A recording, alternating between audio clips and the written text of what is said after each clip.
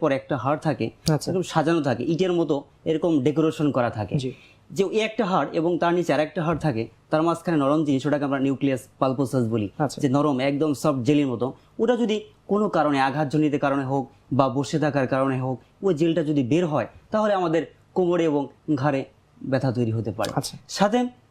আমাদের যদি কোনো আঘাতজনিত বা রোড ট্রাফিক অ্যাক্সিডেন্ট একটা রাস্তায় গেল যে কোনো কিছু সাথে পড়ে গিয়ে বা গাড়ির সাথে ধাক্কা খেয়ে যদি কোমরে আঘাত পায় তার কারণে ব্যথা হতে পারে। ওই ব্যথা পাওয়ার কারণে আমাদের কোমরের যে হাড়গুলো থাকে একটা নিচে একটা শেপগুলো ডেকোরেশন করা থাকে এটা যদি সরে যায় যেটাকে আমরা মেডিকেল টার্মে স্পন্ডাইলোলিস্থেসিস বলি মানে একটা হাড়ের থেকে একটা হাড় সামনে বা পিছনের দিকে সরে যেতে পারে সেখান থেকে আমাদের ব্যথা তৈরি হতে পারে। সাথে আমাদের যেটা আমরা বললাম অস্টিওপোরোসিস যে হাড় দুর্বল হয়ে যাওয়া এটা যেটা প্রথমে আমি বললাম যে বয়সজনিত কারণে যে আমাদের বডিতে যদি ভিটামিন ডির পরিমাণ কম